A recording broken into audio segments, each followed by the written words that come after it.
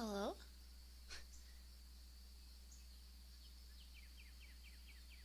Hello? Hi. How do I sound?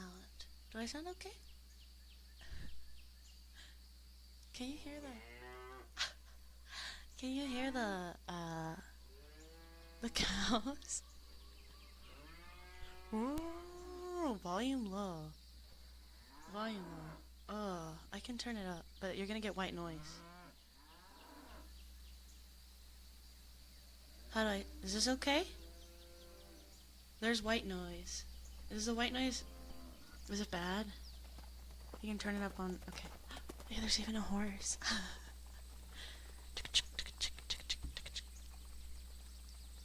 As long as I sound okay, and this is doable, then let me know, okay? Your volume is low. There you go. Problem solved, right? What is going on with this? Oh,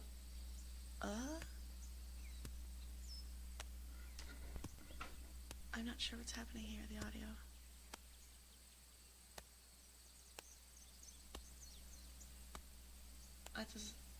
It's doing something. Oh, it stopped. Okay. That should be okay. I don't know. Sometimes, I think my microphone is messed up too. Cause like this ear sounds a lot better than, well wait, than this one. Like this one sounds weird. Oh wait, I fixed it. We're so back. Okay, nice. It should be fixed now. Okay. Okay. Well, hi everyone. Good to see you guys. Today I'm reading the Old Farmer's Almanac 2025 edition for you guys. And the ambiance is good. Okay, good. Yes, I'll be reading the Old Farmer's Almanac 2025. I always get an Old Farmer's Almanac, just like every year. And so yeah, today we're going to be reading the 2025. I've already started it, but I'm going to restart, just because I didn't get too far. No merging. Oh no, please do not merge Mako. Unless it's with another sexy cow lady and then you get a lucky merge. That's fine, I guess. Lucky merge is acceptable, but only lucky merge. You know? Also, hi Hazel. How do I look, Hazel? You wanna see? You guys wanna see the full fit? Huh? Okay. It's just like a little cow.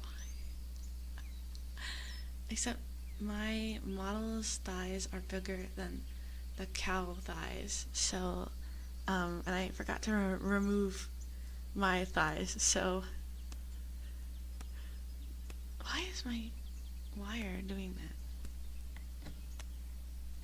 What the fuck? What's it doing? You guys hear that, right? What?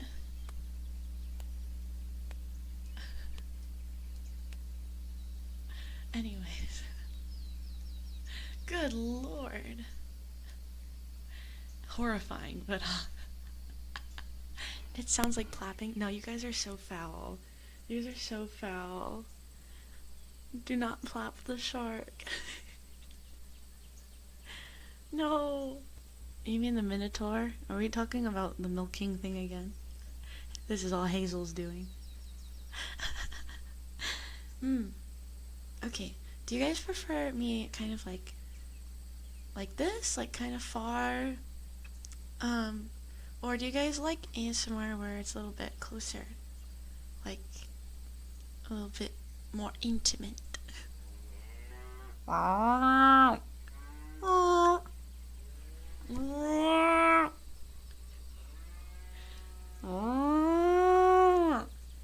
Closer. Okay. I'm not making that noise. What can I say, guys? We're at a farm. Intimate mooing. You guys sure you don't want me all the way over here? I can stand on the other side of the porch. Here. So itty bitty.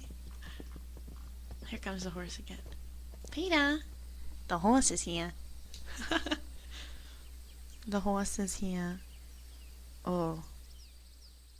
Wait, which one am I controlling right now?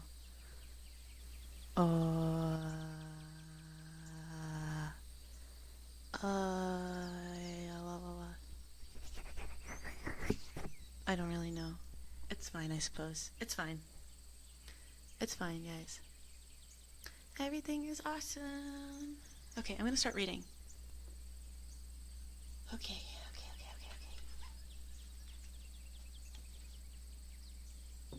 I feel like the white noise is really bad. Is it really bad? Wait, let me listen. Hold on. Is it really bad? What is that tapping?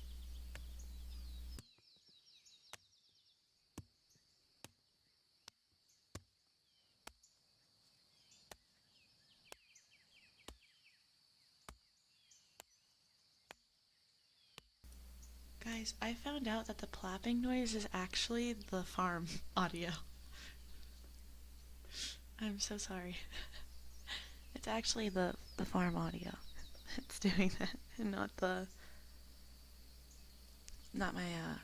my mic. So you're gonna have to deal with that. Okay.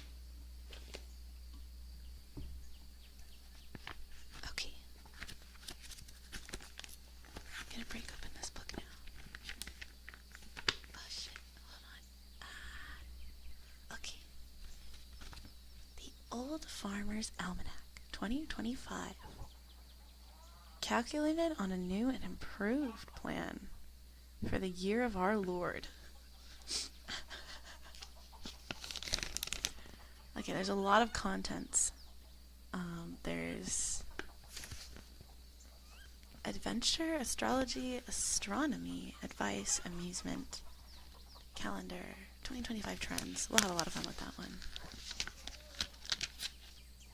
Some folklore ones, farming, fishing, food, gardening, home remedies, husbandry, miscellany, pets, sports, weather. Okay. Let's start with the trends, okay? I'm gonna give some love into the other ear now. Here comes the tractor, guys.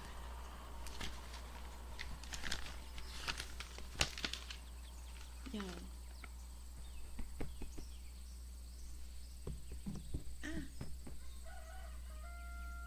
Okay.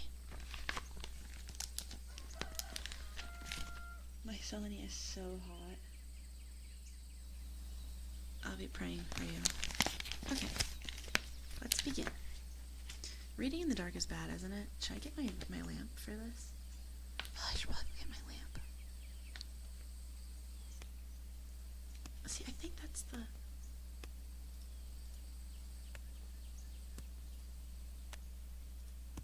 Wait, oh, my god, I'm looking at the wrong thing. Yeah, it is totally the farm noises. Maybe that's the sound of the farmers, like, tilling or something, I don't know. If Walls were here, he'd be able to tell us. Lamp! Hi! Let me go get a lamp. You guys cool? Will you guys be okay if I go get my lamp? You gonna be okay? You wanna hang out with the cows? Here, you can hang out with me. I will be right back. 1 second.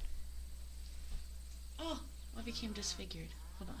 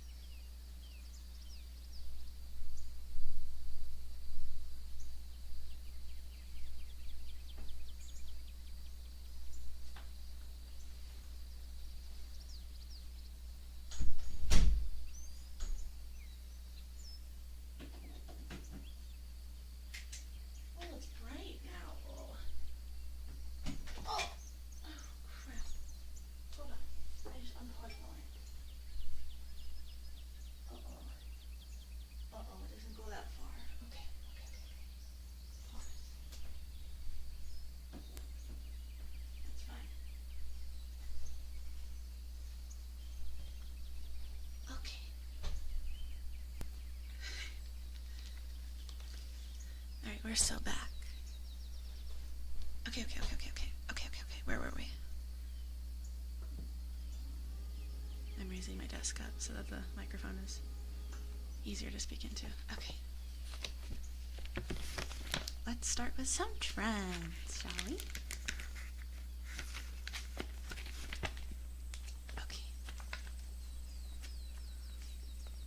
Okay. Robo farms on the rise. Solar power robots are now able to spray weeds with precision. Wait, I said I'd get closer. And then I didn't. I'm coming back. Wow, I really hate this farm noise. Okay, but when it's not doing the weird clapping sounds. Sounds nice. Uh-oh. What just happened?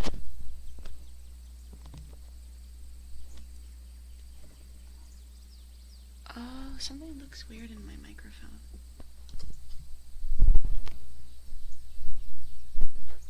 Oh well, okay. Fire crackling? It's not even this, this is a different video than what's the audio's playing. Okay. Okay. 13.5 billion is the estimated value of the estimated value of the global agricultural robotics market. According to Bryce Berglund. Berglund. It's Berglund. Content marketing specialist. National Land Realty. Greenville, South Carolina farmland is in transition. We're currently at the onset of one of the largest wealth transfers in the history of the U.S., with approximately $24 trillion in real estate assets slated to transfer over the next 20 years or so, he states. As the current population of farmland owners continues to age, it may be possible for aspiring landowners to acquire land in the coming years, assuming that they have the means to capitalize on these opportunities. Prices have increased across many parts of the country, especially in the Midwest. Land? Oh. Average cost of an acre Iowa farmland, low quality, is $7,664. Medium quality is $11,075, and high quality is $14,296. 58% of Iowa farmland is rented. $486 is the average cost per acre to rent irrigated cropland in California. In Wyoming, it's $86.50. Wait, what's better? That's better. Wait, what was it bad before? Wait. Did you not like this ear? Was this ear bad?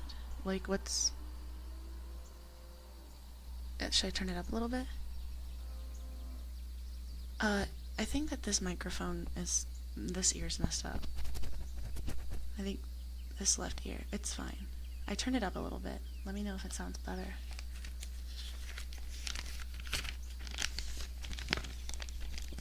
$17,962 is the average price per acre of Ontario farmland. Be my honey. In the U.S., 2.67 million domestic bee colonies are making honey. 125 million pounds of honey are produced annually. In Alberta, the number of beekeepers, which is 1,950, is increasing. Some are sending bees to pollinate blueberries in British Columbia.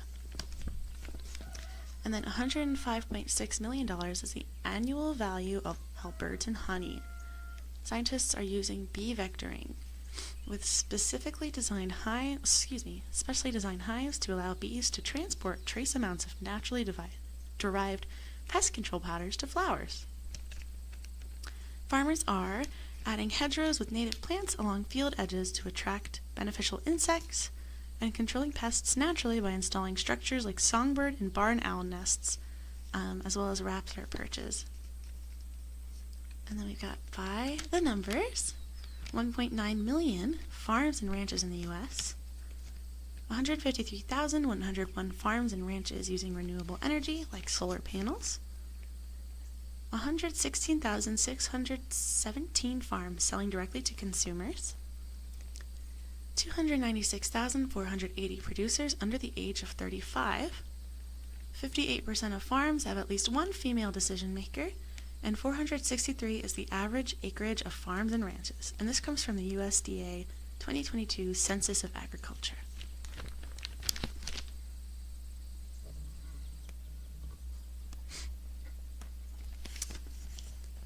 Dairy farmers are delivering milk to homes and collecting glass bottles for reuse with online ordering and flexible delivery times. Using, oh god,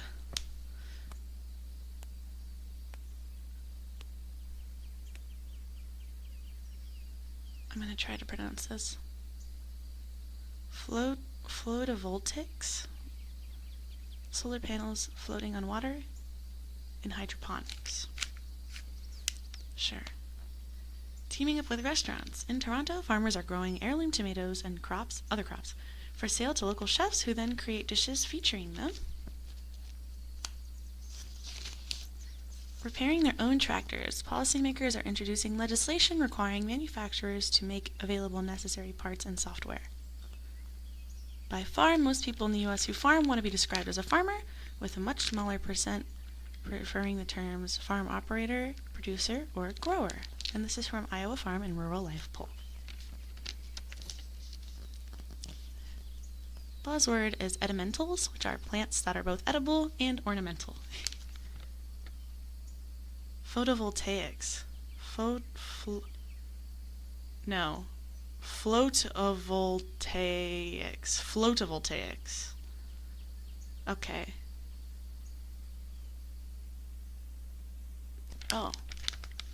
Float, not float. So there's solar panels that float. That's cool. Okay. In the garden. Oh, wait, I need to move my stream deck. Oh, no, you're good, you're good. You still taught me how to pronounce it. Kind of. That photovoltaic's my boat. Good one. Okay. Let me just recalibrate really quick. Okay, cool. Many people are looking for vegetables and herbs that they can grow in smaller spaces. There is an increase in the popularity of dwarf plants.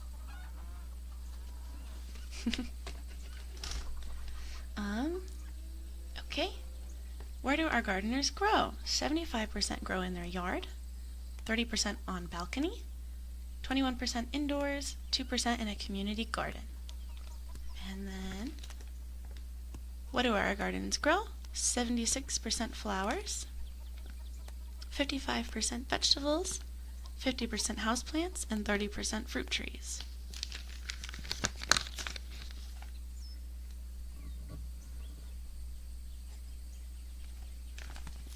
Gardeners are interested in growing an assortment of herbs that have culinary, medical, and decorative uses. In-demand herbs include calendula. I actually don't know how to pronounce a lot of these, but bear with me. Chamomile, holy basil, lemon balm, yarrow. Oh, that wasn't too bad. Just the first one. Calendula? I actually don't know. There's an increased demand for microgreens as people embrace a lifestyle that values freshness, nutrition, and culinary delight. Calabrese broccoli is easy to grow in soil or hydroponically. Spicy salad mix microgreens are a visual stunner with green hues and purple and red highlights. And then new on the scene is the Gondwana Moon dwarf tomato with dark skin that produces high levels of antioxidants. In development is the Calabaza pumpkin variety that grows in the southeastern U.S., strawberries with a vanilla flavor, and available now is the yellow submarine, which is a small, oblong yellow flesh tomato that resists cracking on the vine. Trend in plants are heat tolerant. The bronze beauty Clayera offers multi-hue foliage. Water thrifty. Gardeners are embracing aesthetically pleasing low water plants in cool hues of purple and blues. Some appealing examples would be, oh god, lavender. That's the only one I'm going to be able to read.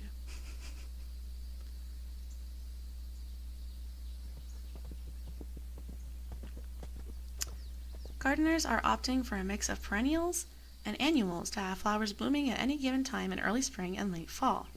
For early flowers, calabash yellow is a bright yellow, flower that is great for mixed containers with a 9-hour day-length response for flowering. Blooms in early spring and cold growing conditions. The buzzword here is interior scaping, designing our homes to include houseplants and or edible gardens.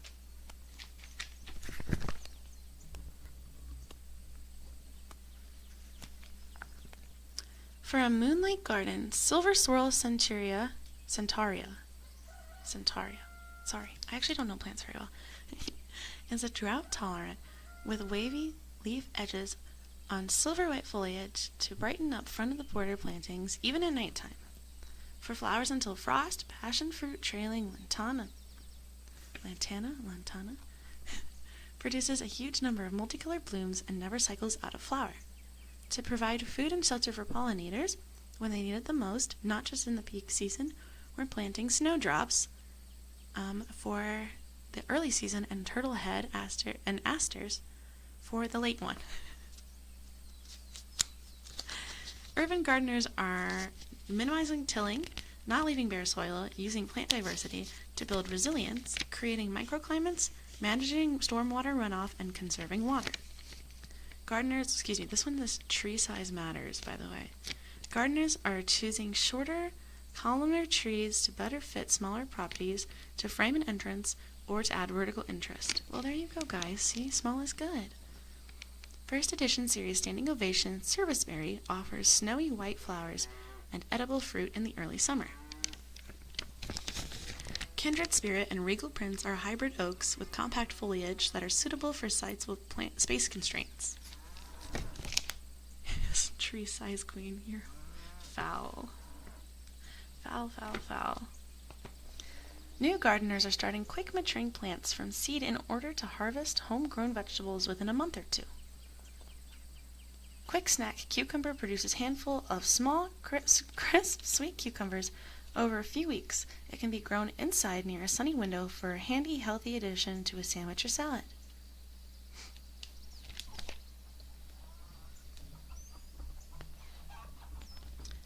Sweet, early maturing, and highly productive pepper prism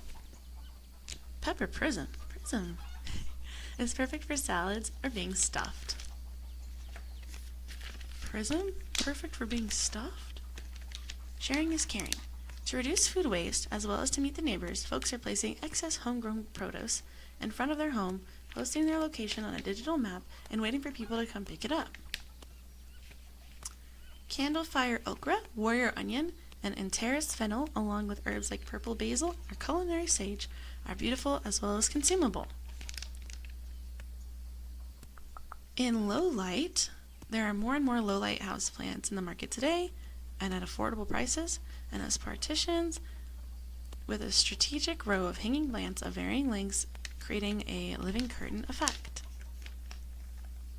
Good Eats. Instead of traditional menus, holographic images of food items will be projected onto tables, allowing diners to view 3D representations of a dish before ordering. Health food stores will offer genetic testing uploaded to a wearable device so that shoppers can be guided to foods best suited for their genetic makeup. Is this like predicted, or these are the trends? That's so weird. Drive-thrus will have voice recognition that triggers suggestions based on previous orders, time of day, and weather. That's scary. First I'm getting stuffed. You guys all need to get run over by the horse next time he comes.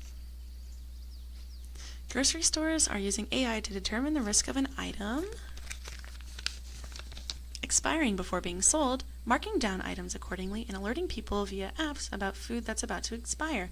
Bargain shoppers can then pick it up in-store at a discount.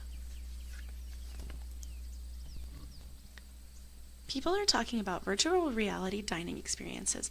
with digitally crafted meals to stimulate taste buds. Vacations centered on food with chefs serving as tour guides. By the numbers, 6:19 p.m. is the most popular dinner time in the U.S., which is concerning to me. It should be later, in my opinion. Because that means that people are eating dinner at 4:30, and if you do, die. 68% of discarded food is still edible, which is sad. 21% of restaurant diners admit to splitting entrees to save money, which is also sad. Restaurants and food companies will offer ant-infused chocolates, cricket flour, and grasshopper burgers.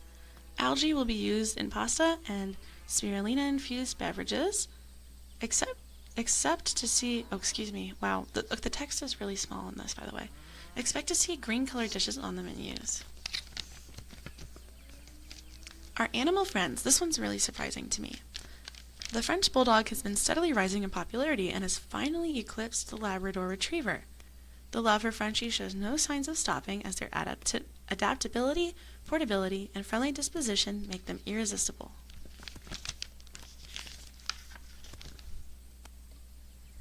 I'm not splitting my entree, get your own. That's foul. I like sharing my food with people. It's like my love language. 50% of pet owners prefer in-person shopping for pet supplies. 31% of pet owners plan to curtail purchases to save money. And then 12.7 million small pets living in the U.S. households, including 6 million reptiles. 62% of Americans own a pet. 35% own multiple pets. 51% of pet owners say that their pets are just as much as part of the family as any human member. 4,849,540 cats and dogs with health insurance in the U.S., and in Canada, it's 508,730. 38% of pet owners check in on pets with a camera or device when away. My love language is clearly verbal abuse. You hate me. Small pets, big luxuries. Bearded dragons are reclining on faux leather couches. Guinea pigs are being carried about in slings and sleeping in bunk beds. The number one pet offenses by dogs is getting into the trash, and by cats is scratching the furniture. People are barking about birthday or adoption anniversary parties for their dogs with other animals in attendance. Pet psychics who are able to tell us if our pets are happy. Closets or empty space underneath staircases converted into nooks for dogs. Showers for dogs in laundry rooms. Buzzword is catios, screened-in outdoor spaces that enable indoor cats to go outside. Top tech for pets. AI will continue to grow and become a fixture in pet care. AI-powered robots are now able to learn an animal's behavior to try to calm it down if necessary, as well as dispense treats. Smart dog collars can track movements, sleep, heart rate, appetite, and bark. Pet doors are being programmed to only open for specific pets, linked to a chip on the animal's collar. And more consumers will be buying freeze-dried and raw pet food products. Cultivated meat will continue to grow as a sustainable ingredient source. And product lines using this will increase.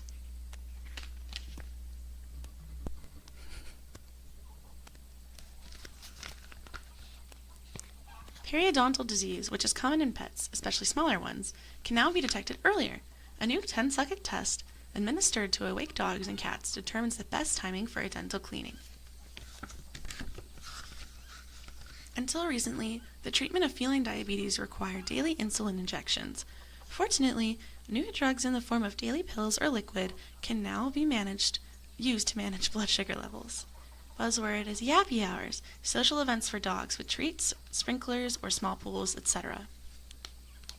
Around the house, our homes are becoming personal sanctuaries that also reflect our commitment to the environment. Coloring look, interiors, warm neutrals like beiges, creamy off-whites, and rich browns throughout the home. That's literally my apartment. Exterior, darker neutral colors like midnight blue and charcoal gray, and nature-inspired hues such as green, taupe, browns, and creams. People are painting entire rooms, including the ceiling trim walls, one color, which I really like that trend. Buyers' recourse. Home buyers, particularly first-time purchasers, are actively exploring alternative forms of housing and financing in response to the persistent challenge of affordability. Buyers are considering non-traditional financing options, such as borrowing from friends and family, purchasing with down payments of less than 20%, or paying with all cash, co-ownership with friends or family, fixer-uppers, foreclosures in tiny homes, a super commute, which is buying homes 2 or more hours away from where they work. 14% of home buyers purchased a multi-generational home in 2023. By the numbers, 66% of adults are homeowners, 27% of homeowners live in a community governed by a homeowners association, 28% of households are single person, 2,374 is the average square footage of a new single-family home. On the change, look for zero-waste decor, such as wall coverings and tiles made from corn cobs. What? 3D printed furniture, like lamps, tables, and chairs. Augmented reality walls, like wallpapers that change color, walls that show the occupant's favorite artwork or images. Snug rooms, small sitting areas specifically for reading or conversation that have hidden or no screens. Eco chambers. We're choosing classic leather sofas, durable wood pieces made of oak, walnut, or mahogany, and sofas and chairs made of high-performance stain-resistant fabrics. People are moving away from fast furniture and prioritizing items that have longevity in both terms of style and durability. Amenities in demand are pickleball courts, saunas and basements, and boxing gyms. Top returning remodeling investments are HVAC conversion, garage door replacement, manufactured stone veneer, entry door replacement, and vinyl siding replacement.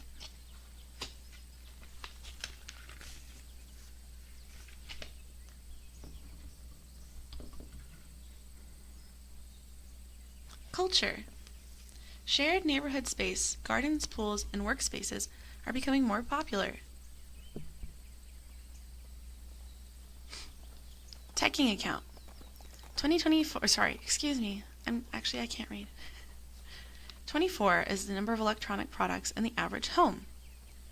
382 is the amount families could save annually by repairing electronic products instead of buying new ones.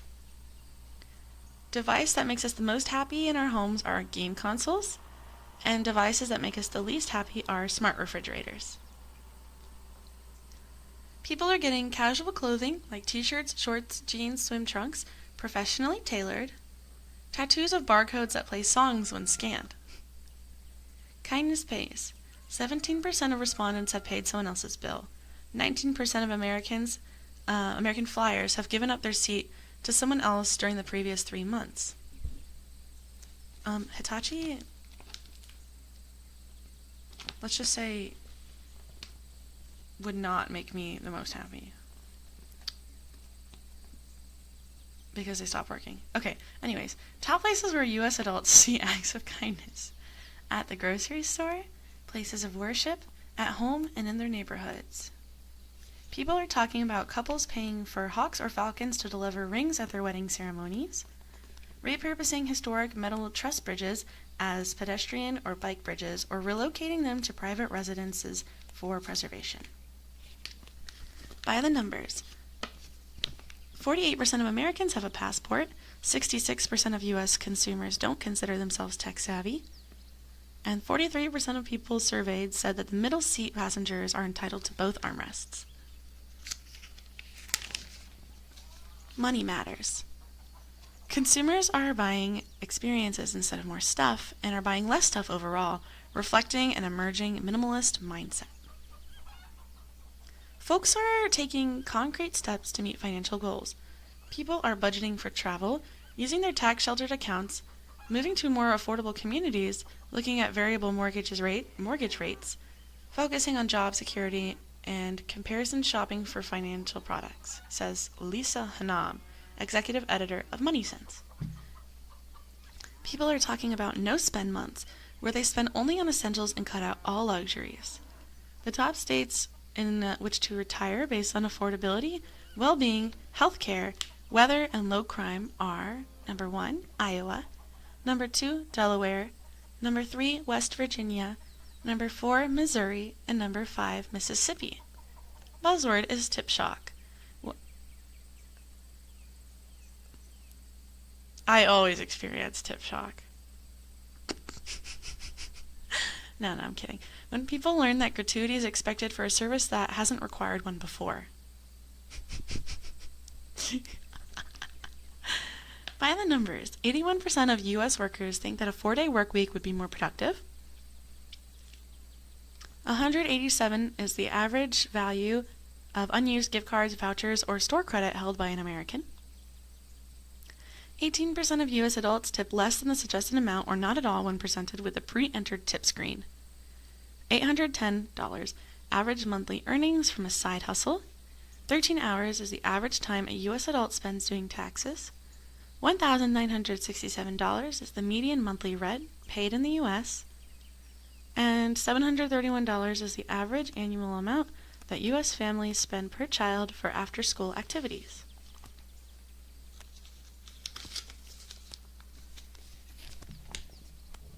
I'm taking a quick 2-second intermission to take a bite of this Italian ice that I forgot that I took out of my freezer.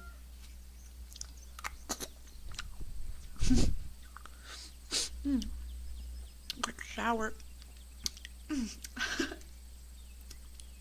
That's why I prefer cash over gift cards. Yeah, that's true. Don't choke, Mark. I'm not going to. It's frozen ice. Don't get tip shock. I put just the tip of my spoon in and it was too sour for me to swallow. I'm sorry. I'm sorry.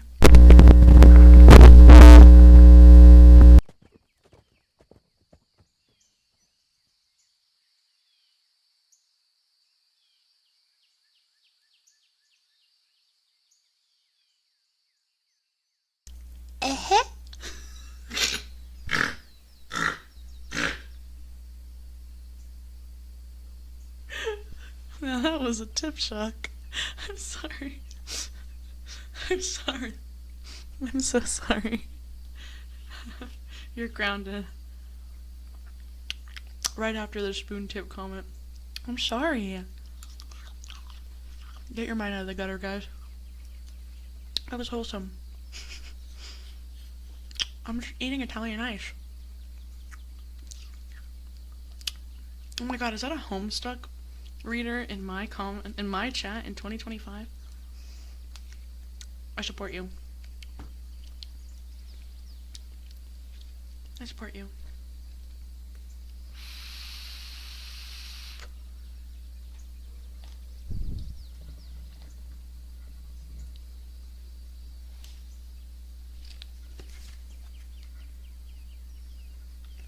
'25 trends. We'll be paying more often through our watches, devices, and even voices. Full-time workers will increasingly have side hustles, as technology will enable them to manage these gigs more seamlessly. As many services become digitized and AI-powered, working with humans will be marketed as premium, like handcrafted products are today. That's so sad and scary. Consumers experience less pain of payment, a negative psychological feeling that stems from spending money, when buying gifts for others versus products for themselves. To our health. From habit tracking to real-time monitoring of our blood sugars and vital signs, health tech will be in the palm of our hands or even fixed in our skin. Crawling in my skin. Buzzword, retro walkers. People who walk backward on treadmills or outdoors. Huh. Interesting. I would laugh if I saw someone doing that in real life. I remember one time I toured a college, and my dad and I went, and my tour guide kept walking backwards while he was explaining stuff, but he kept tripping over stuff, and he he wouldn't stop walking backwards even though he was tripping over a bunch of stuff. And every time he would start walking backwards, my dad and I would just look at each other and we'd both be like like we would try so hard not to laugh. It was really funny. Healthcare helpers, smart garments that measure the wearer's blood sugar levels through sweat and produce their own electricity from the wearer's walking motion. Robotic boots to help improve balance. Toilet attachments to monitor our vitamin C levels. Backpacks that contain portable systems that can produce and read X-rays. Brain gains. Fragrant essential oils such as rose, orange, lemon, and peppermint, diffused while older adults sleep, have been shown to boost cognitive performance. And this is why I sleep with an oil diffuser on every night. I'm not joking. I read this and I bought essential oil because I'm so scared of my cognitive functions going. Older adults who read stories for 90 minutes a day over 8 weeks were found to have stronger memory skills than older volunteers who had just done puzzles. Sweat mentioned. You're just like me. Get an original bit. Be original. Be serious, Ubagi. People pay for what?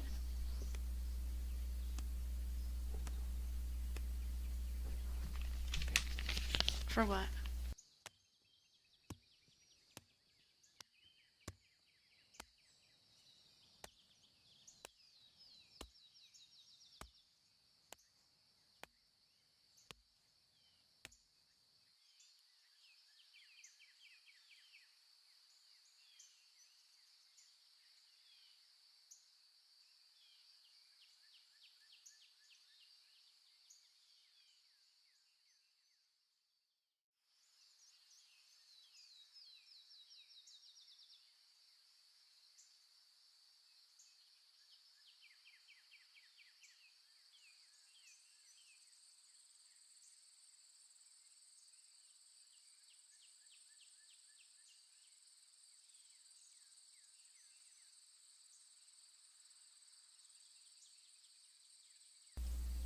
What the heck? I didn't mute. Oh well, maybe I accidentally hit a button? I don't know. I was just saying, I don't think, like, it's a waste of money to, uh, buy things for your health. No, I just saw that maybe I hit, like, a mute button. I don't know.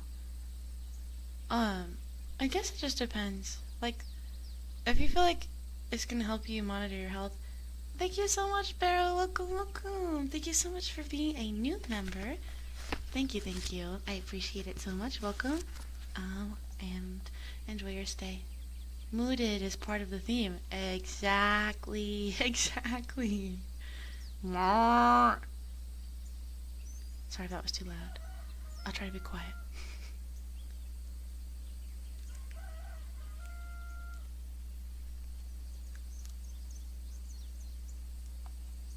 Mooded.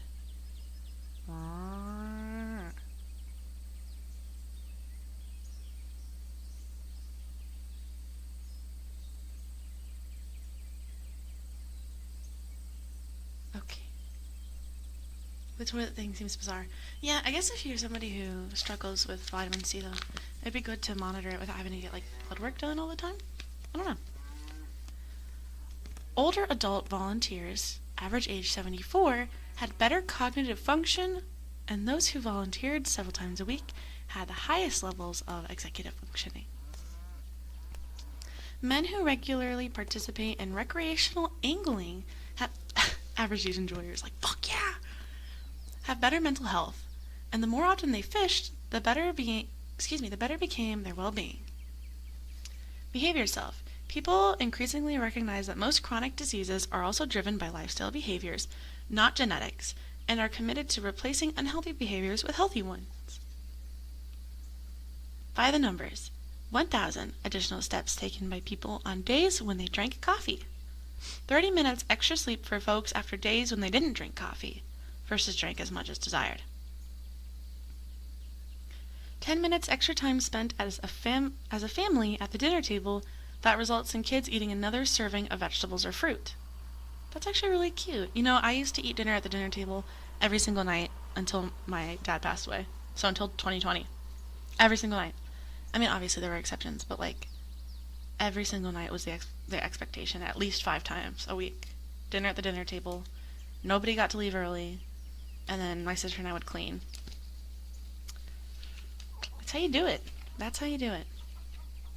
2.5 is the average difference in biological age between people who live near green spaces and people who don't. Gut feelings. There's a growing awareness that the health of our gut and our body, of the health of our gut, and that our body and mind are inextricably intertwined. As the role of the gut microbiome in physical and mental health is better understood, we will see a reduced stigma attached to mental illness. Huh. Sweeter dreams. Snore score. 45% of adults snore on occasion. 25% snore regularly.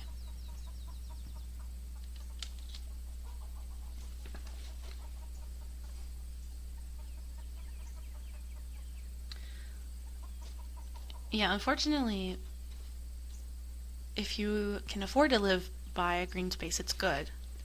But not everybody can afford that.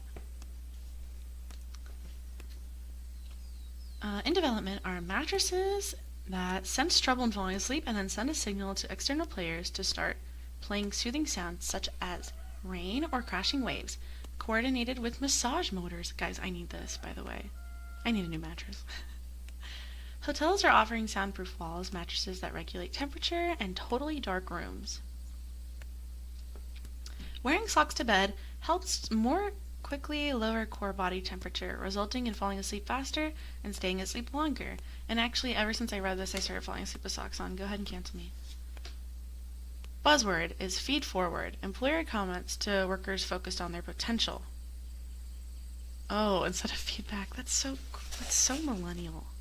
I want more ice cream on it. Mattresses with built-in Mako Sameshima ASMR so that you wake up every night to really loud sound and then go back to sleep.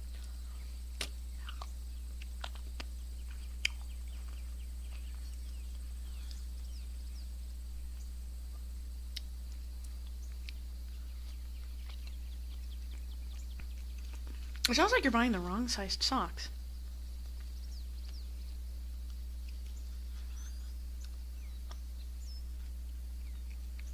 Hey, you wake up to me burping. Oh my gosh, Chili. I'm gonna punch you in the face. What the hell? Hold on. What the hell, Chili? Thank you so much, I appreciate it. Thank you. How do I see how much it was so I can thank you for it? What the hell? Thank you. Where? Does it not show? Oh, there it is. What the heck? That's so much! What the hell? I'm trying not to yell. What? Chili, thank you so much. I appreciate it. Thank you for the $250 contribution to my new mattress. One day we'll hit that extensively overpriced purple mattress goal. I don't understand. I don't understand why mattresses have to be so expensive. But anyways, I really appreciate it. Thank you so much. Pat, pat, pat, pat, pat. Anybody who donates anything gets a pat, pat, pat. And maybe even a kiss. We can do kiss gotcha. Yeah, I lay down in this purple mattress and all my body pain melted away. And I was like, oh, this is what people who don't have chronic pain feel. This is people who don't have... I found out...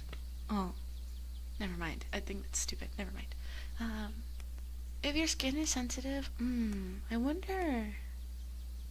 Have you tried wearing, like, longer socks underneath your pants? Like, maybe not during,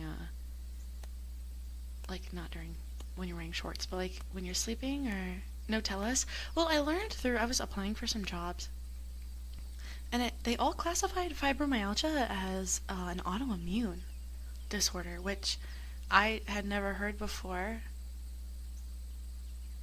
Mako, nothing you say is stupid. Guys, stop. We're not supposed to be making me cry today, okay? I had a bit of a rough day today. I'm very fragile. I am very fragile right now. I always thought of it as an autoimmune. I thought it was just like chronic pain. like a musculo, because it is a musculoskeletal disorder. At least that's what it used to be classified as. I don't know. I haven't really looked into it since I got my diagnosis, and then I read that there's no cure, and that a lot of doctors even argue if fibro still exists. Sorry, not still exists, but they argue if it exists. And I was like, you know what? There's absolutely no way I'm ever going to get any answers for anything, so I'm just going to run with it. Thank you, Athena. I appreciate it. Also, I brought little candies for you guys, and I was just going to let you guys eat them vicariously through me, but they're for you, okay? I was just going to eat them for you, because, you know. Oh, no, fibro doesn't attack the flesh. It's like a... Well, flesh is skin, right?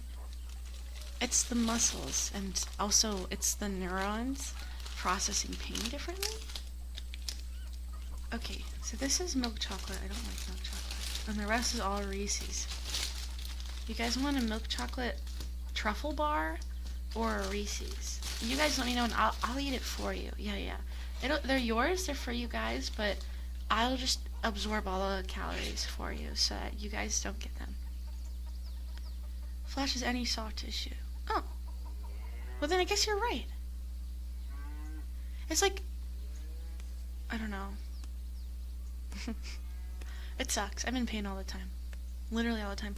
In fact, it's just all pain everywhere. Mostly my hands, but a Reese? Want a Reese's? You deserve a candy for yourself as well. No, I'll eat yours, no worry. Fibro, ME, and endometriosis are conditions that many doctors refuse to accept as real, especially when women report symptoms. Yes, this is true. This is statistically true. This is good.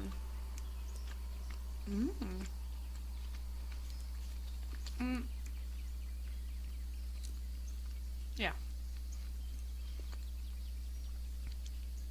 It's rough out here. Okay.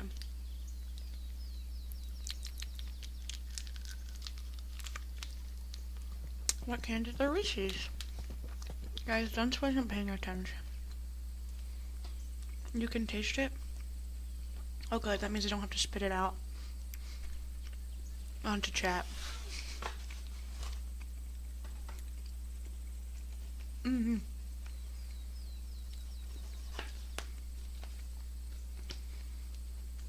Okay.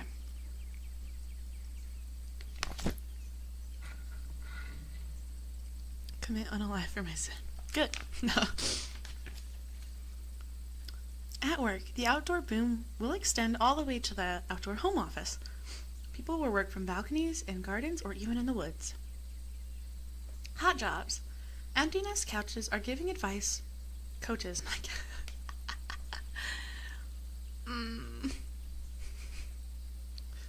I'm literally... I can't even read. I'm actually stupid. Couches.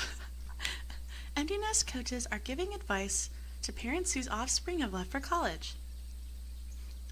Urban farmers are transporting unused spaces into... Excuse me, there's something wrong with me. Maybe I need my glasses. Urban farmers are transforming unused spaces into farms, maintaining hydroponic indoor farms, and installing farms on city rooftops. Botanists are now giving lectures on how to combat plant blindness, or the inability to notice plants in our everyday lives. Farm sitters care for animals, machinery, and crops while the owner of the small farm or hobby farm, any farm without full-time staff, is away or working off-farm. Job growth, skills-based in hiring, is doing away with the paper ceiling requiring a college degree for many jobs. Skill-based hiring. Personalized benefit plans allow employees to pick and choose from an array of benefits. Grandternity leave serves as a way to retain older workers who want to spend time with newborn grandchildren. That's actually really smart. I've never thought about that. I've never thought about that before.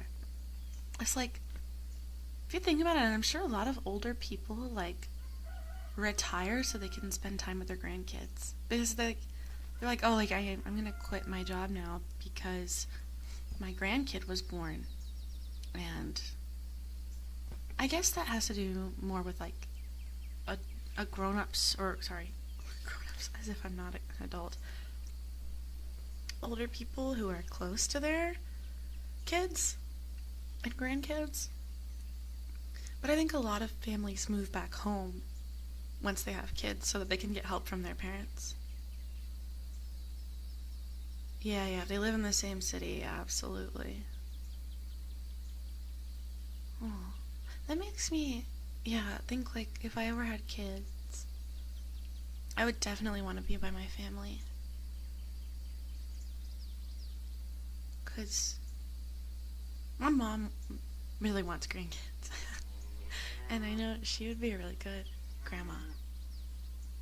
Oh, I don't want to think about her becoming a grandma. Oh. Every time I think about my mom getting old, I start crying. I'm good. I'm good, guys. Grandkid pressure. She looked at me and my sister and she went, if either of you got pregnant now, I wouldn't be mad about it. I was like, she goes, when are you guys gonna get any grandkids? And like my sister has a boyfriend and they've been together for a while. So I think that they will get married and have babies. But she has pretty much already accepted the fact that my cats are my kids, and she's the cat grandma, and she refers to herself as grandma now when she comes over. She'll pick up my cats and she'll be like, are you gonna say hi to grandma? I'm like, are you kidding? That's the cutest thing I've ever heard. That's so cute. Yeah, I think it's easier for grandparents to take care of their grandkids because like they're older and they retire and such, they have more time. Okay.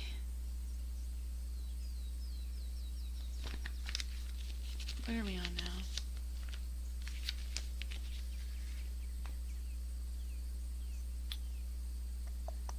I don't want to read about figs because figs trigger me. Not actually, I just hate the way that they happen.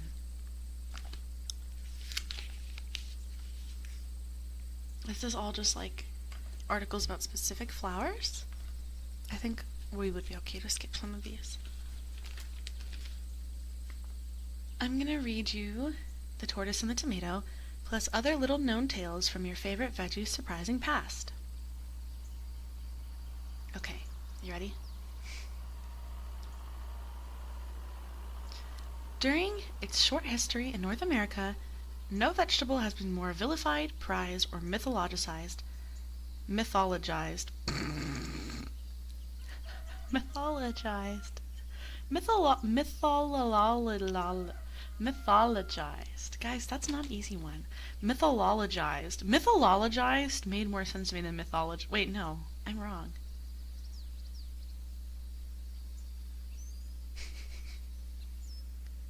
I don't know. Am silly? Mythologized. Then the tomato, which, if truth be told, got off to a pretty shaky start. Although tomatoes had just been eaten in a few southern households, Thomas Jefferson served them at Monticello, they were generally despised north of the Mason-Dixon line, and even thought poisonous by some folks. The horticulturalist dismissed them as repelling-smelling berries. In 1834, the Boston Courier called them the mere fungus of an offensive plant. Yet, somewhat miraculously, by 1840, many people had become absolutely mad about tomatoes. A London journalist staying at the Madison, Wisconsin hotel,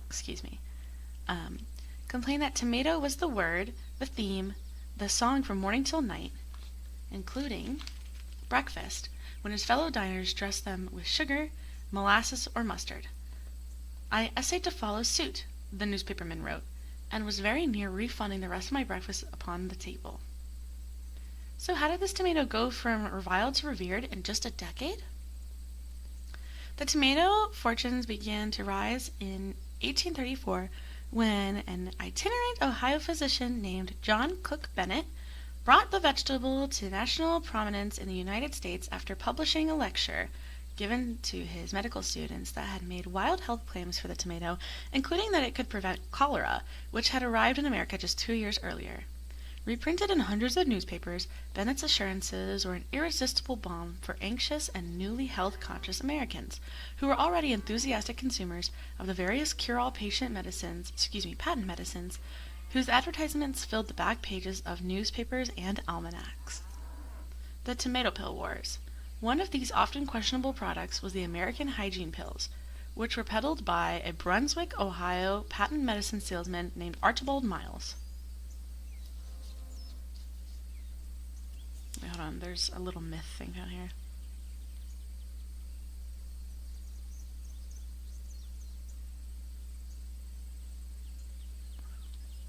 Whatever, it's not important. This is where I left off, by the way.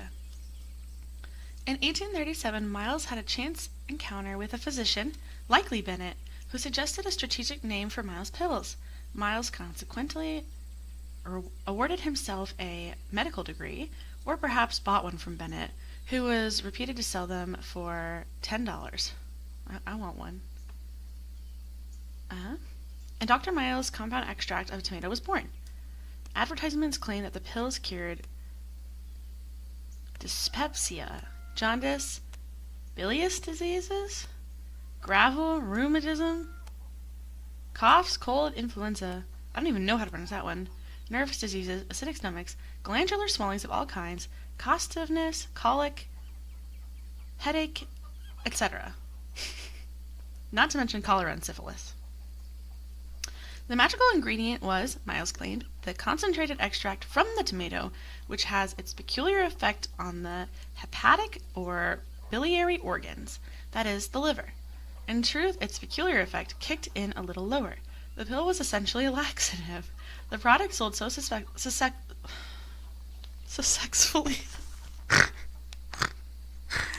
Fuck! Me off the tomato perk. The product sold so successfully that Miles soon found himself fighting off a bushelful of imitators, including, most notably, Dr. Phelps' compound tomato pills. Indeed, Guy Phelps was actually a real physician, having graduated from Harvard Medical School.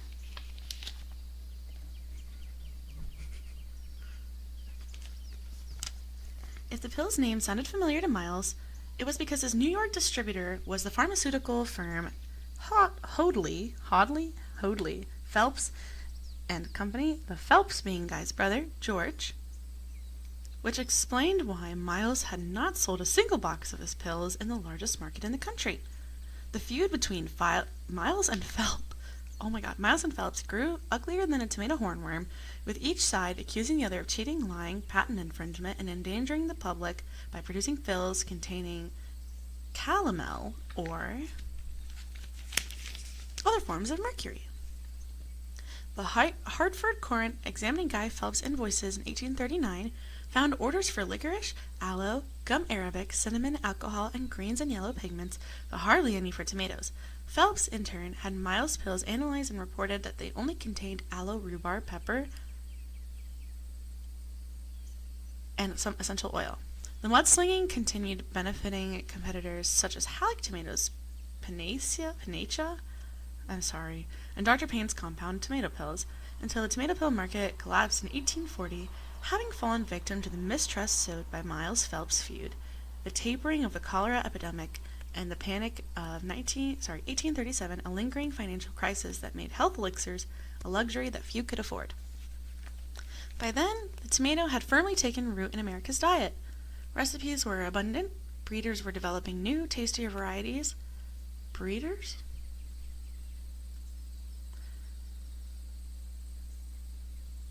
And the canning industry was about to make tomatoes available year-round.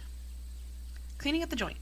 However, even as late as the 1960s, all tomatoes, even those packed into cans, had to be painstakingly harvested by hand because a tomato mechanically removed from the vine would usually separate, not at the fruit, but at the weaker joint an inch or two up from the vine, leaving a small piece of stem attached. During processing, the sharp stub in a bin of tomatoes would be akin to a drunken pirate waving a cutlass around a crowded ship. All known tomatoes had this weak joint except one, which had been discovered in some years earlier by the Galapagos Islands by UC Davis tomato researcher Charles Rick.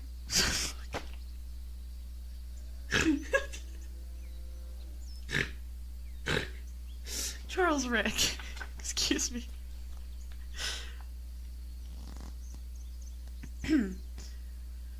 He had brought home seeds from the Galapagos jointless tomato, whose stem detached cleanly at the fruit, knowing that if he could breed this property into canning tomatoes, the industry dream of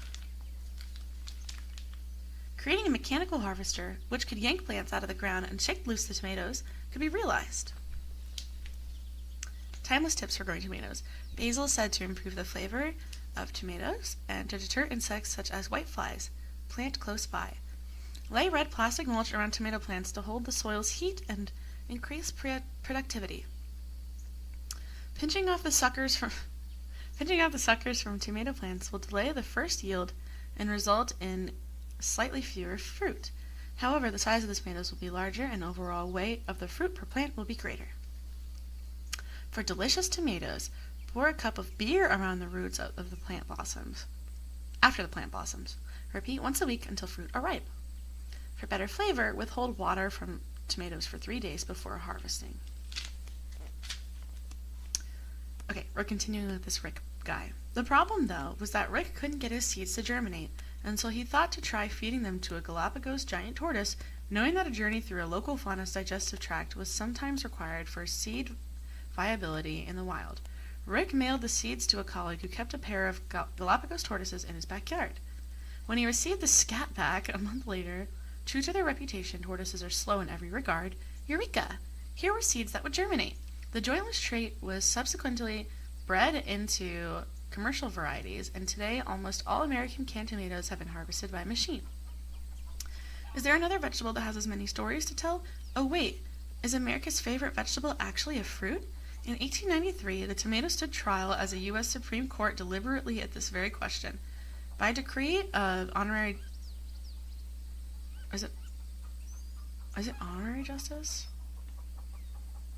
H-O-N justice? This H-O-N Justice Horace Gray, for tariff purposes, the tomato would legally be considered a vegetable, although the opinion added, botanically speaking, it's technically a fruit.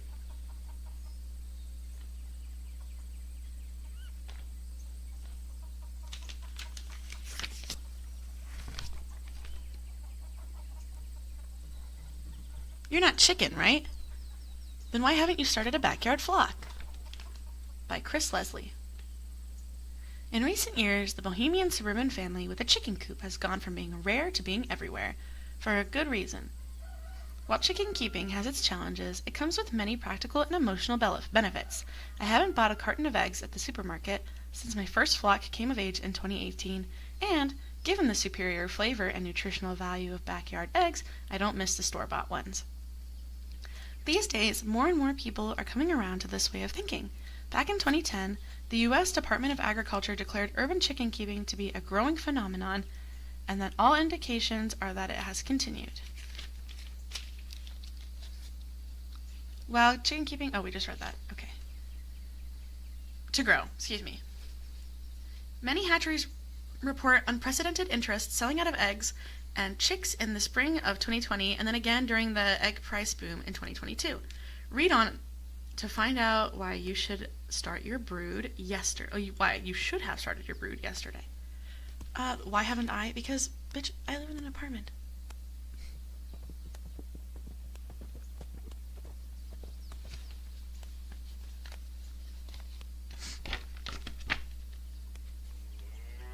Reasons not to let us egg you on. As much as we love chickens, we're not in the habit of disguising these challenges of keeping them. While some of the downsides, lots of poop, can become upsides, lots of fertilizer, there's no denying that chicken keeping peccadillos can can be as challenging and frustrating as the pastime itself rewarding. Okay, I'm going to skip this because it's a long article.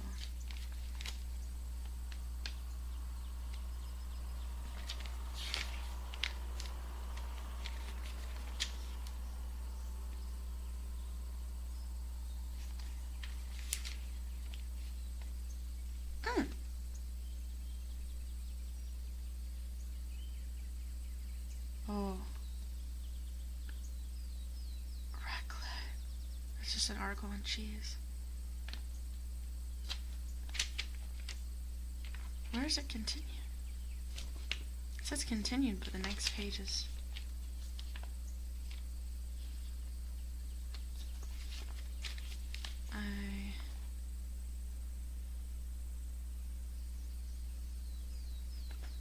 We'll read this one on goats.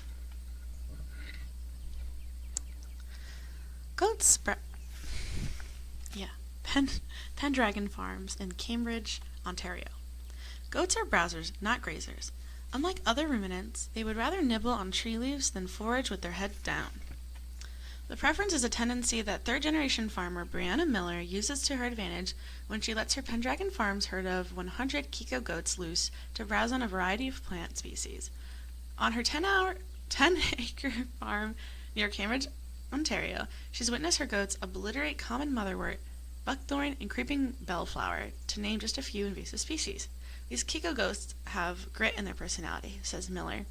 They're not afraid to go after feed, and they're very protective of their kids.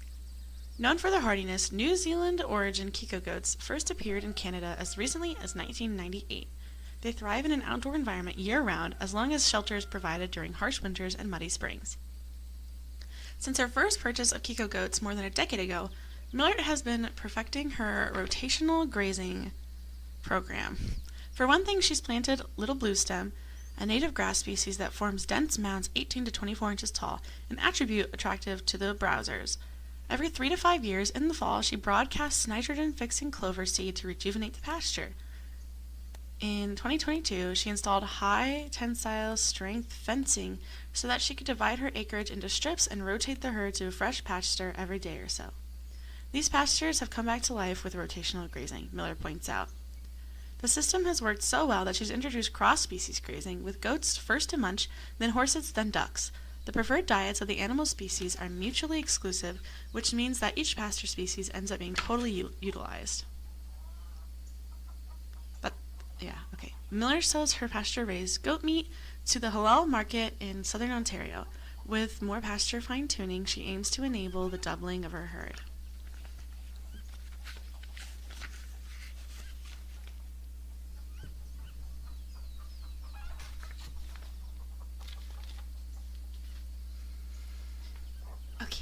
In 2024, we asked you to share your best holiday recipes. We received many tempting entries for celebrating Valentine's Day, St. Patrick's Day, Thanksgiving, and so many other special days. Sincere thanks to go out to all of you who took the time to share your recipes. The first prize was $300. It's a red, white, and blueberry cheesecake bars. Second prize, $200, maple roasted butternut squash pudding cakes. Third prize, $100, New Year's Day sauerkraut. And all of these recipes are in here, and I will post them if you're interested in any of them. Enter the 2025 recipe contest. The theme is tomatoes. Got a great recipe using tomatoes that is loved by families and friends? Send it in and it could win. Honorable mention was Mom's Christmas caramel corn.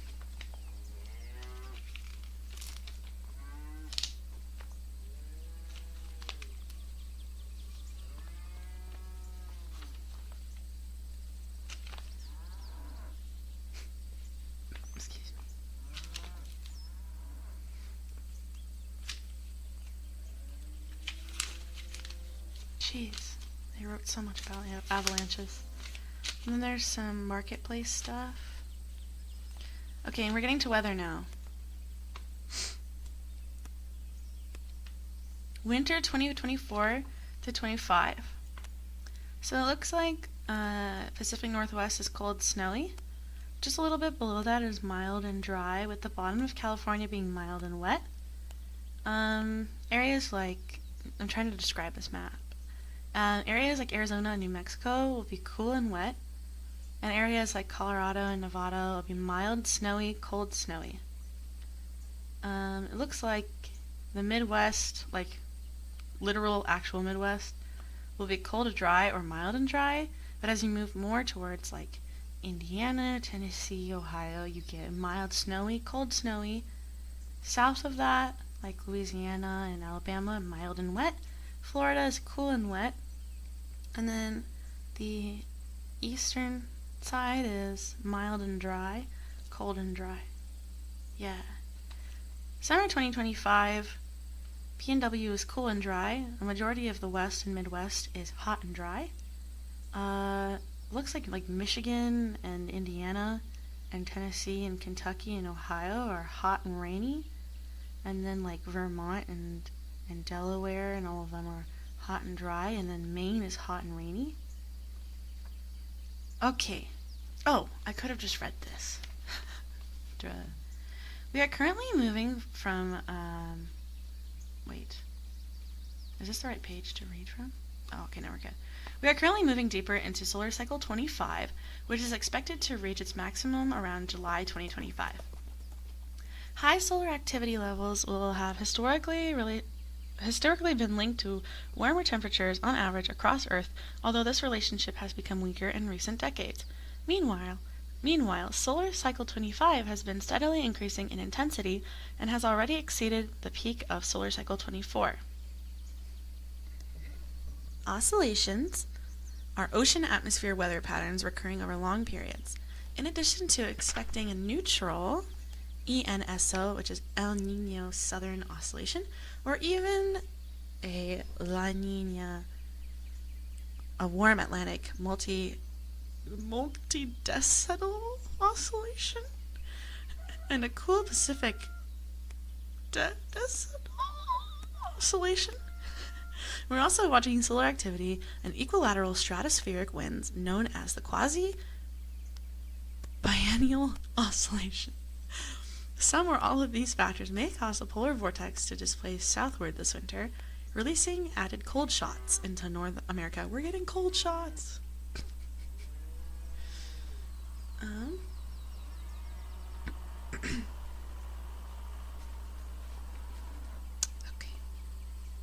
Winter temperatures will be above normal except for along the southeast coast.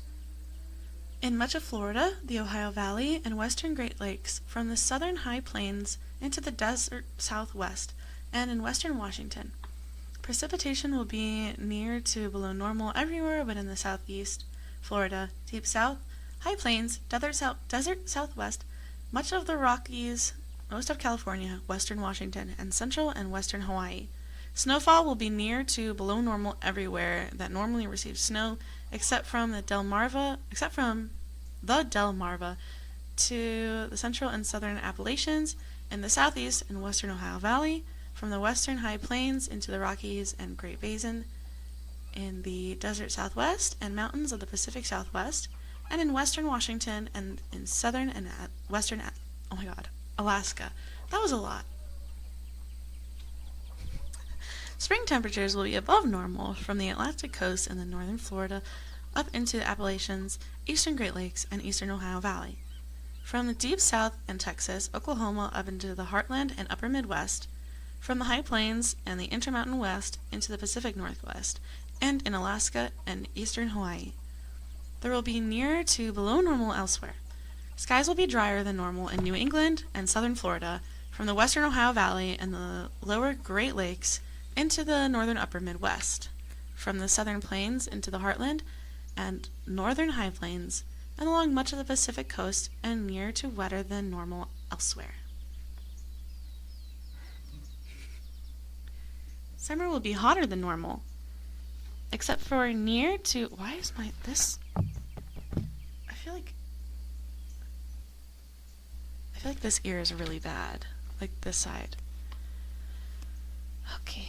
Watch for tropical storms from Florida through southern Virginia and from central Gulf Coast into Texas in mid-July. In Florida and Texas in late August, and Hawaii in late September. The best chances for hurricanes will occur in Texas in early August and Louisiana in late August. Autumn temps will be above normal from Delmarva down into the southeast, and Florida... Dude, this is a lot. I'm just going to keep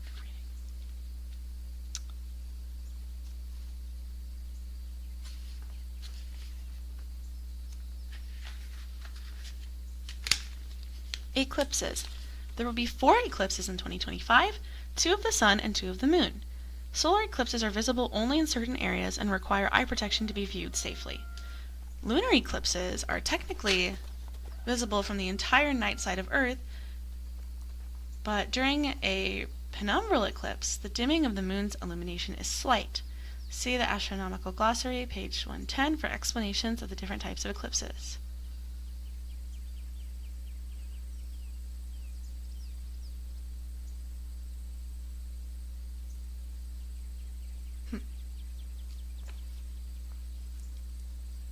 March 13th to 14th is the total eclipse of the moon. The eclipse is visible from North America. The moon will enter the penumbra at 11:56 p.m. EDT, which is 8:56 p.m. PDT. On March 13th, and umbra at 1:09 a.m. EDT. It will leave the umbra at 4:48 a.m. EDT on March 14th, and the penumbra at 6:02 a.m. EDT. On March 29th is the partial eclipse of the sun. This eclipse is visible from northeastern North America, although it will be difficult to observe in the U.S. without an unobstructed view of the horizon. The sun will rise at 6:31 a.m. EDT in Boston, but when the eclipse ends at 7:07 EDT, it will only be about 6 degrees above the horizon. Observers can, in some areas of eastern Canada, including Newfoundland and Labrador, will have a better view of the eclipse. As with all partial eclipses, this event is safe to observe only when using proper eye protection, such as, quote, eclipse glasses. So no looking at the sun, guys.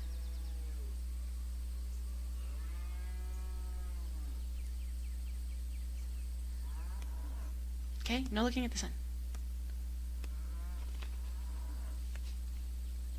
September 7th will be a total eclipse of the moon. This eclipse is not visible from North America, although a brief period of the penumbral eclipse will be visible from Hawaii and very western Alaska before the moon sets. Since the moon will be very low on the horizon, this portion of the eclipse may not be visible from these areas if the moon is obscured by local terrain. The moon will enter the penumbra at 5:27 a.m. HAT and set just after 6 a.m. HAT. And then on September 21, partial eclipse of the sun. This eclipse is not visible from North America. It is only visible from the South Pacific, New Zealand, and parts of Antarctica. The moon's path. The moon's path across the sky changes with the seasons. Full moons are very high in the sky at midnight between November and February, and very low in the sky between May and July. Then I have every full moon date until the end of 2029, if you guys care. I'll actually tell you the next one is January 13th, so in 10 days we'll have a full moon. And then February 12th, March 14th, April 12th, May 12th, June 11th, July 10th, August 9th, September 7th, October 6th, November 5th, and December 4th.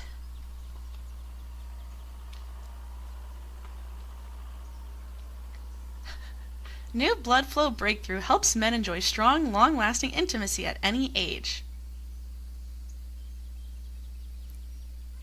Men across America are raving about newly enhanced potency supplement that helps achieve a healthy blood flow on demand. Some of you guys need this. Let's see, what's it called? Primal Max Red. How to get Primal Max Red and free Primal Max Black. To secure free bottles of Primal Max Black and get the hot new Primal Max Red formula, buyers should contact the Sears Health Hotline at 1-800-908-1498 today. It's not available in retail stores yet, says Dr. Sears. The hotline allows us to ship directly to the customer. Dr. Sears feels so strongly about Primal Max, all orders are backed by 100% money-back guarantee. Just send me back the bottle and any unused product within 90 days from purchase, and I'll send you all your money back.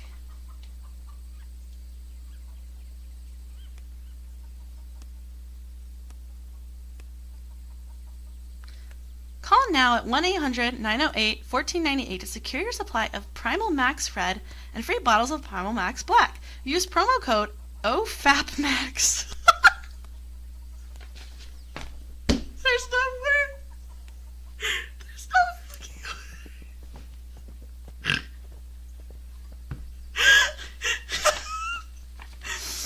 OFAPMAX0824. When you call, lines are frequently busy, but all calls will be answered. Guys, this page is interesting. Let's read more about this. Let's skip through it. After age 40, it's common knowledge that performance begins to decline in many men. However, a new performance-empowering pill is showing that any relatively healthy man can now enjoy long-lasting and frequent intimacy at any age. This doctor-designed formula, created by leading anti-aging expert Dr. Al Sears, has already helped men overcome low and sinking libido, and has recently undergone a potency-enhancing upgrade, with remarkable new results. When the first pill, Primal Max Black, was first released, it quickly became a top-selling men's performance helper, promoting intimacy across America. It worked by supporting healthy testosterone levels. However, Dr. Sears soon learned that this isn't the only challenge that men face with performance. That's when he turned his attention to blood flow, and this became Primal Max Red. This proven solution is more medical than hormonal. Truth is, once blood flow slows down for men, no matter how exciting it is, it won't be enough without a necessary amount. So enjoying intimacy without healthy blood flow becomes difficult for most men. Luckily, a Nobel Prize-winning scientist discovered the simple answer to help support performance strength and confidence by boosting vital blood flow and enhancing this essential performance function. Will this help me be attracted to women again? No, we all know you're gay, Inari. And it's okay. It's okay. We love you no matter what your sexuality is.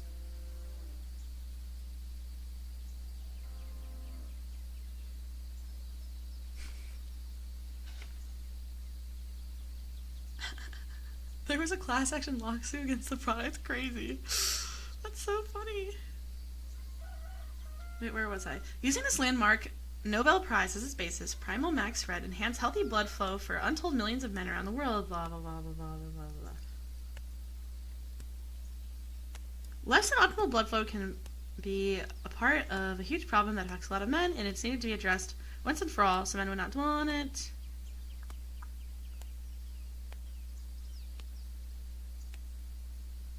They don't mention the word erection once.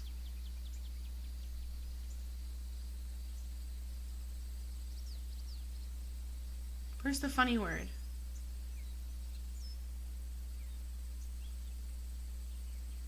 What the hell? No funny word.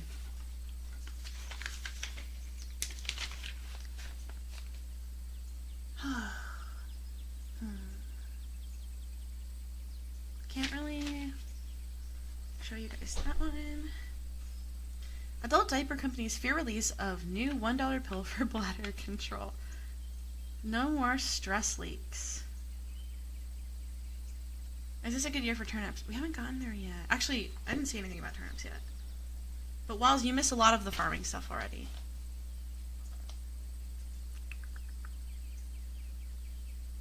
Twilight is the time when the sky is partially illuminated preceding sunrise and again following sunset. The ranges of twilight are defined according to the sun's position below the horizon. Civil twilight occurs when the sun's center is between the horizon and 6 degrees below the horizon. Nautical twilight occurs when the center is between 6 and 12 degrees below the horizon. Astronomical twilight occurs when the center is between 12 and 18 degrees below the horizon. When the center is at 18 degrees, dawn or dark, below, there is no illumination. Targeted ads for Unk Beaches. It's true. You got your pee-pee pills and your bladder control pills. You guys got this. It's in the bag, I believe. I'm trying to fix this. I'm picking something out of your ear, Chad. Whatever, it's not working. The visible planets. Listed here for Boston are viewing suggestions for and the rise and set times of Venus, Mars, Jupiter, and Saturn on specific days each month, as well as when it is best to view Mercury. Approximate rise and set times for other days can be found by interpolation. Use the key letters at the right of each listing to convert the times for other localities. Venus. Venus has been beloved by civilians for centuries. In reality, though, space probes report wood stove-like surface temperatures of 850 degrees Fahrenheit and an atmosphere made up of thick carbon dioxide laced with sulfuric acid droplets. Still, Earth's sister planet and closest neighbor has a dazzling bright brilliance that keeps our eyes glued its way. Venus starts off the year brilliant after sunset and remains a riveting evening star until descending into dusk's twilight on March 9th. After an inferior conjunction on March 22nd, the planet quickly shifts to being a morning star that endures until mid-November. Its 2025 highlights include an extremely close pre-dawn meeting with Jupiter on August 12th and a three-way conjunction with the moon and Leo's bright star Regulus, on September 19th at 6 a.m. Mars. The red planet spectacularly brightens every 26 months, and its appearance in early January will have been well worth the wait. Its greatest display arrives on January 13th. Oh, that's the same day as the eclipse, just as it reaches its brightest presence until 2031. On this night, at around 8 o'clock p.m., Mars becomes totally eclipsed by the moon in a rare event called an occultation, whatever the fuck. Fortunately, this occurrence is visible from nearly all of mainland North America and lasts for an hour. March comes to opposition on January 15th. After January, Mars gradually fades and sinks until it vanishes into the evening twilight in late August, but not before gliding near the Beehive star cluster, a true spectacle seen best through binoculars, from May 1st to the 6th. Jupiter. Earth's much faster orbital speed causes rare odd years with no Jovian opposition at all, 2025 being one of them. Jupiter begins the year as a brilliant star in the south after nightfall. By April, it occupies the western sky after nightfall. The gas giant gets lower in the western sky before disappearing behind the sun in June. Jupiter reappears in the east before dawn in early July. It meets Venus from August 11th to 13th, then rises earlier until it's visible all night in December. By the year's end, Jupiter is at its brightest as it approaches its opposition on January 9th, 2026.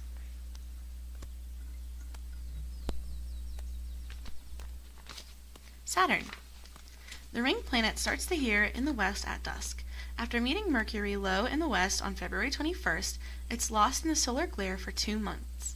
Unfortunately, in March, when Saturn's rings are exactly edgewise, it's next to the Sun, which prevents observation of its rare ringless appearance that arrives only once every 15 years.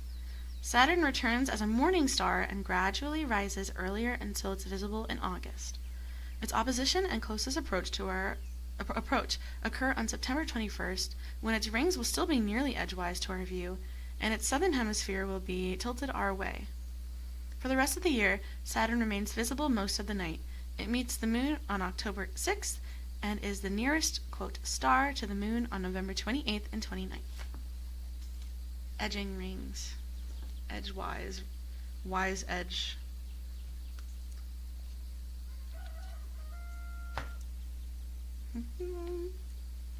Oh, brain free. Brain free.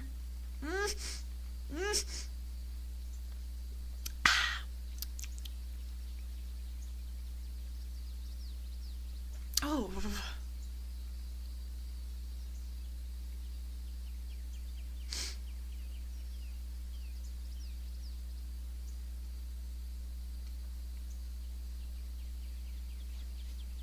Okay. Mercury. I can't read, guys. Visually dashes from one side of the sun to the other, spending about 2 months visible before dawn, before later becoming an evening star low in the west after sunset. Between these brief observation windows, the innermost planet is positioned in front of or behind the sun, lost in its glare. This year, its most favorable evening star conditions occur from February 22nd to March 15th and June 12th to July 8th. In the pre-dawn eastern sky, Mercury is best seen from August 12th to September 3rd and November 27th to December 25th. Do not confuse Saturn with Mercury, very low in the west on February 24th. Mercury is orange and brighter. Jupiter with Venus, do not confuse Jupiter with Venus from August 11th to 13th, before dawn. While the two planets seemingly almost touch, Venus is dramatically brighter. Do not confuse Uranus during its opposition on November 21st with the many faint stars in Taurus. Seen through binoculars, Uranus is the only green star below the famous Pleiades star cluster.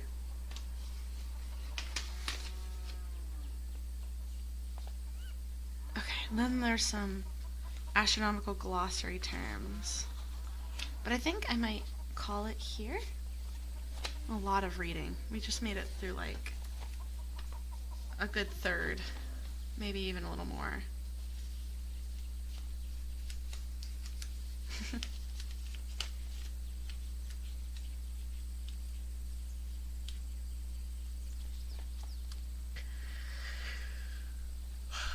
I'm glad you learned a lot. I'm glad I could. Nothing on meteor showers. I can read more. I'm sure there's more meteor shower stuff. I just didn't get to it. Oh, actually, I skipped it because it was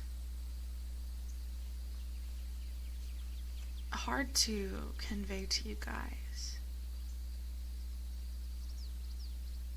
Principal meteor showers. I'm not quite sure how to.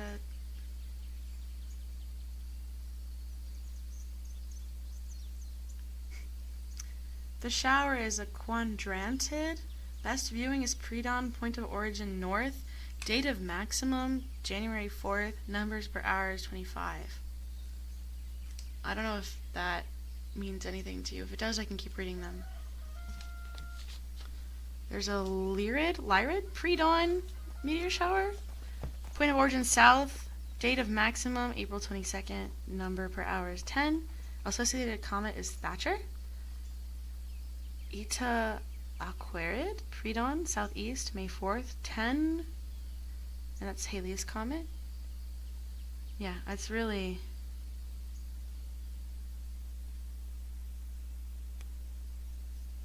I don't really. Oh, here. So, the quadrantid one, and then there's Perseid, pre-dawn, northeast, August 11th through the 13th. 50 per hour, Swift-Tuttle comet. And then the most prominent one as well. That one was also most prominent. And then this one is Geminid, all night. You'll be able to see all night. From northeast, December 13th through the 14th. Number per hour is 75. There you go. There's your meteor showers. Hi, Kleski. How are you? Hope you're doing well.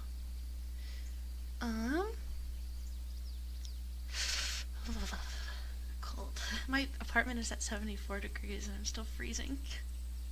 And my electric bill is so fucking high. It's so over. Anyways.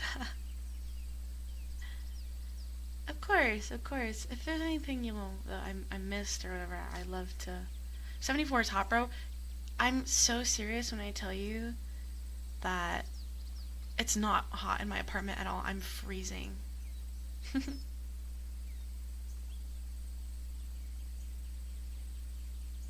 I'm freezing.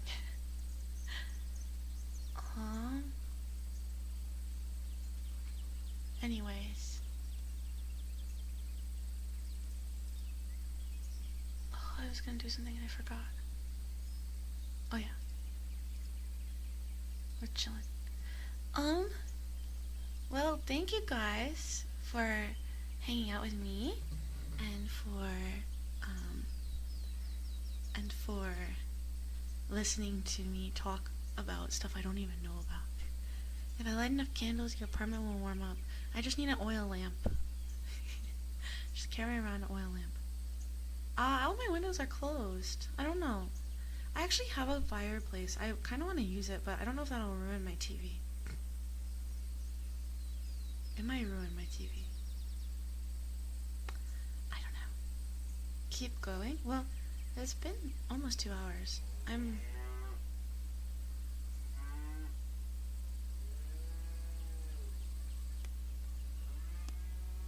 I'm no kerosene lamp. Sadger. Sorry. Let's see here. Who do we want to redirect to? Thanks for the chill time, Mako. Can you let us out of Ugly Barn before you end? No burst. No burst. That's where you belong. That's your home. You're home. You are home. Where you are now. I just wanted to say, hold on. Wait.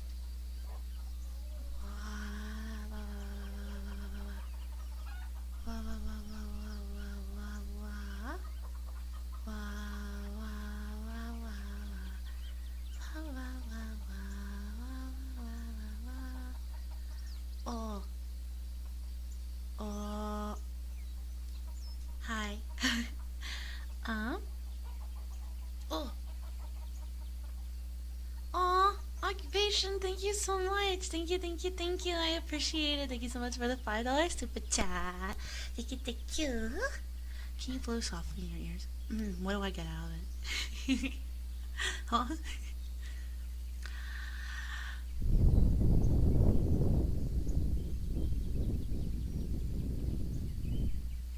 Macaroni King. Thank you, thank you, thank you. I appreciate it. Thank you so much for the $5 super chat as well.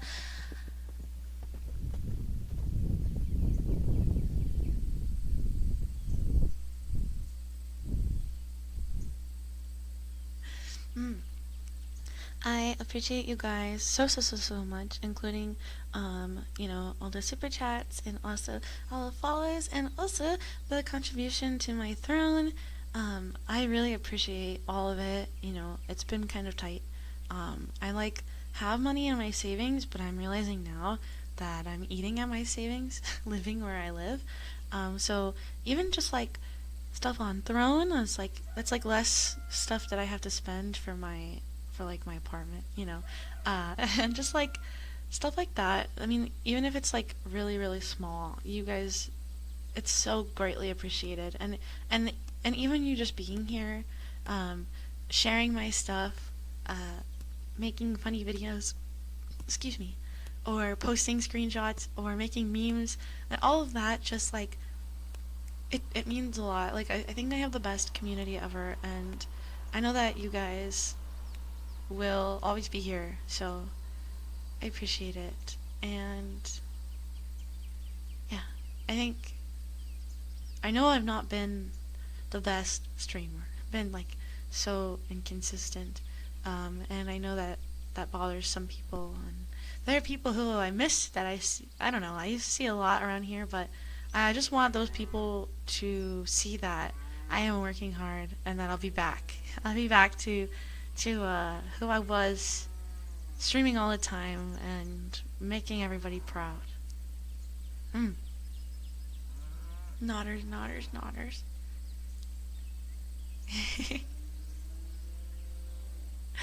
I appreciate you guys immensely. This was a lot of fun. Thank you all so much for everything. For real.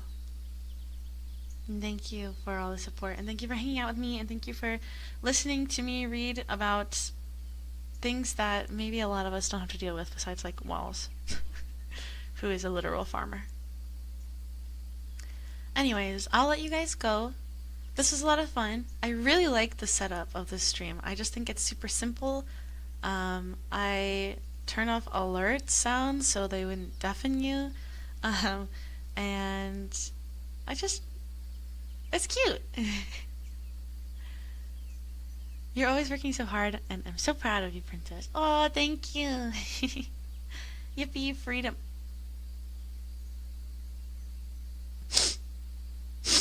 You don't like hanging out with me? Is that what you mean? Is that... You don't like hanging out with me?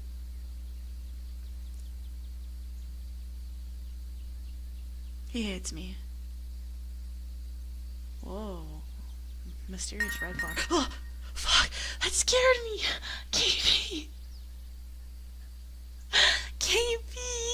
Thank you so much! Wait, let me thank you. What the heck?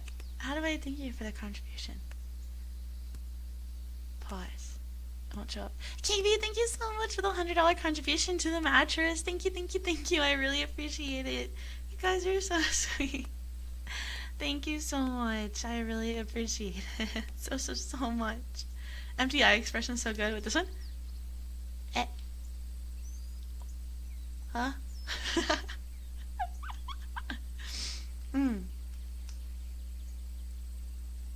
Yeah. This one too.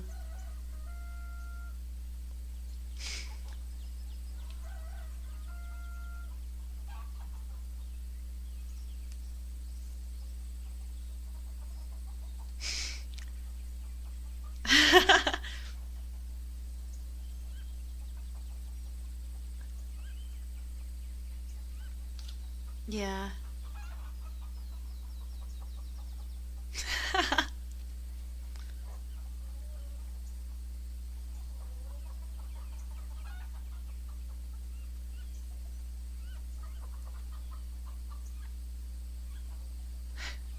You know, the only thing I'm not crazy about with my V-Bridger is the side mouth doesn't go as far. It used to go further.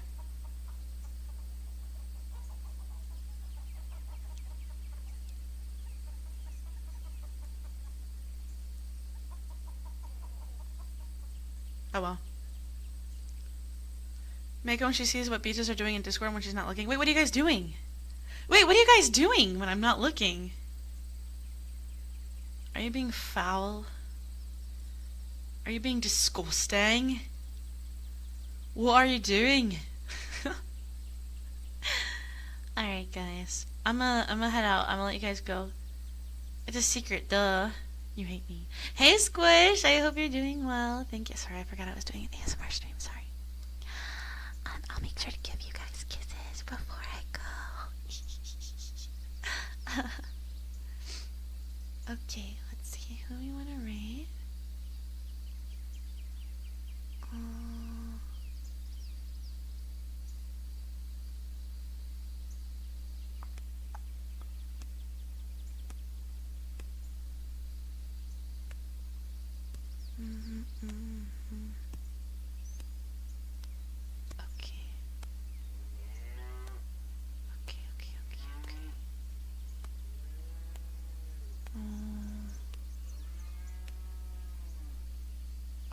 Okay. I'm trying to find who do we want to redirect to? We're gonna redirect to Non. I think it'd be funny to bring you guys to a very chaotic stream after this. Okay. You're gonna go watch your boyfriend. Sorry, I just love teasing you. I'm sorry. Alright, guys.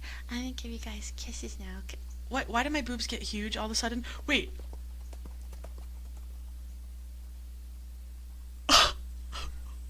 Why? How come when I blush, my boobs get bigger?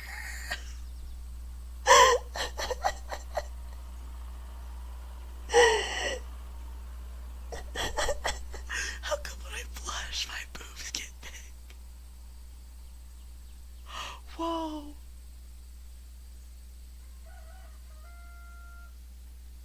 Holy shit.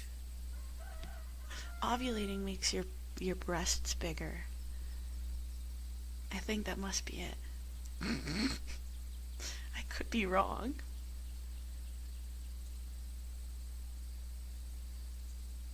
Oh, it's the numpad buttons. Oh.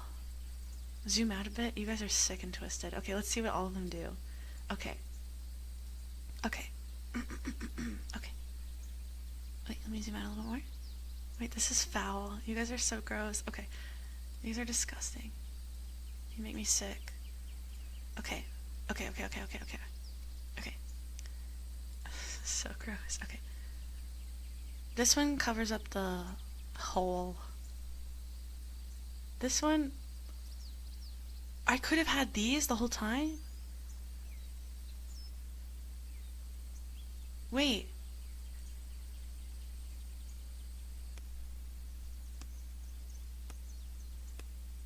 Wait, no, wait, the blush is supposed to get...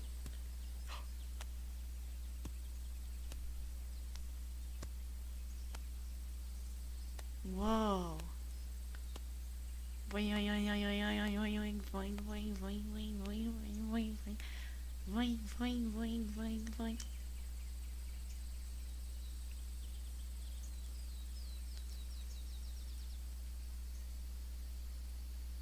Whoa.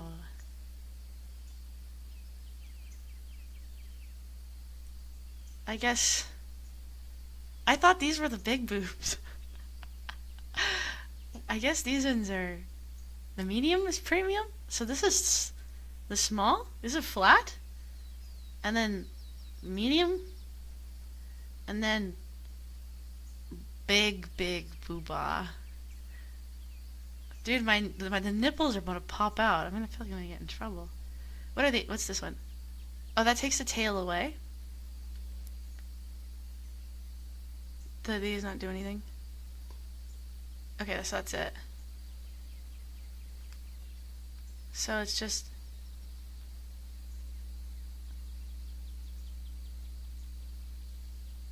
Whoa. Whoa. Whoa. Removable tail. How does that work?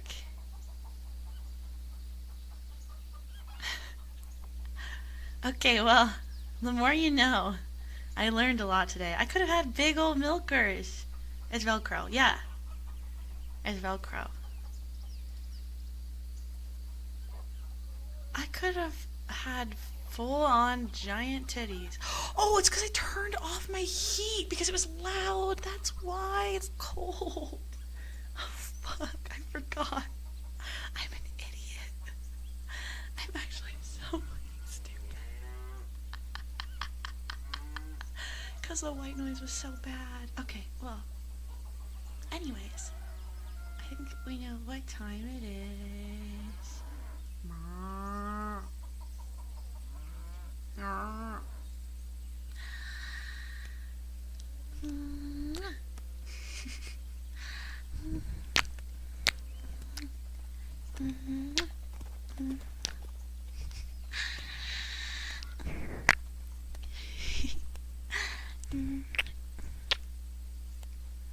Okay, I'll let you go. Bye everyone. Thank you so much for everything. This was so fun. I'll see you all soon. Okay. Bye bye.